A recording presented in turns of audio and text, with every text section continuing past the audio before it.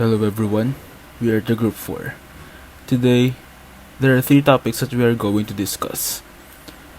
Starting with the first one, scenarios pointing on the different factors that affects the high frequency communication system. This is used for long-distance communications because the atmosphere acts to bend these rays and bounce them back towards Earth so that they can travel all over the world using very modest power to do so. For example, in the military, high-frequency communication is used as a basic long-range command and control medium for communications between headquarters in all services. For example, the U.S. Army's field artillery units use high frequency for the fire direction centers to send firing instructions to their rocket launchers.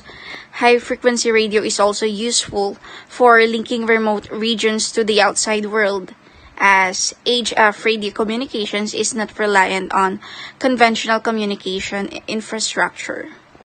Suitability of this portion of the spectrum for such communication varies greatly with a complex combination of factors. The first one is sunlight or darkness at site of transmission and reception, transmitter or receiver proximity to solar terminator.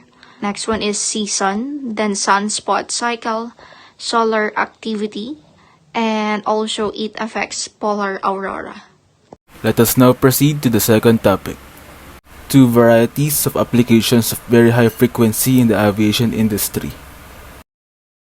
What is very high frequency? Very high frequency, or VHF, is the ITU designation for the range of radio waves from 30 MHz to 300 MHz, with wavelengths of 10 to 1 meter. Common uses for VHF are FM radio broadcasting, television broadcasting, two-way land mobile radio system for emergency, business, private use, and military. Do you know what's behind me? This is a part of a marker beacon. A marker beacon is an example of a VHF beacon built to provide aircraft position data along the establishing path to a specific destination, usually a runway. It operates under the VHF at 75 MHz. FM broadcast, which they use for communication, operates under VHF at 88 to 108 frequency.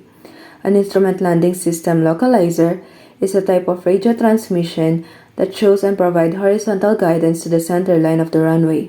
It functions under 108 to 112 MHz frequency of VHF. Let us now proceed to the second area. This one behind me is the VOR navigation system.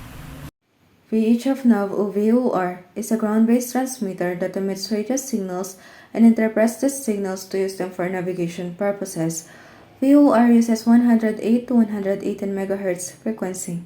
The most common and known application of VHF in aviation is the VHF communication radio.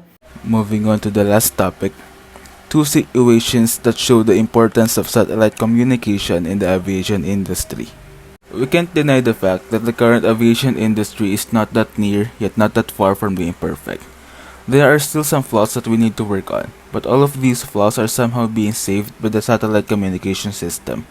Though it is also prone from the errors, these satellites contributed a lot in the aviation industry. For instance, when a plane crashed, we can locate the plane by using the satellite and find it using GPS where it is last recorded. This is possible because the aircraft GPS receiver measures distance from a satellite using the travel time of a radio signal. Each satellite transmits a specific code called course acquisition code, which contains information on the satellite's position, the GPS system time, and the health and accuracy of the transmitted data. This will help the rescue unit to accurately identify where and when the disaster happened. Another scenario is when there's a weather anomaly. Weather satellites are in action. If there's a typhoon coming, flights are postponed for safety. This is possible because of the sensors on weather satellites takes measurements of reflected light and the infrared temperatures.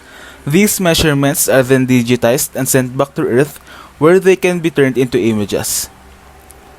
This wraps up our presentation regarding the 3 topics we discussed. We hope you learned a lot and thank you for watching.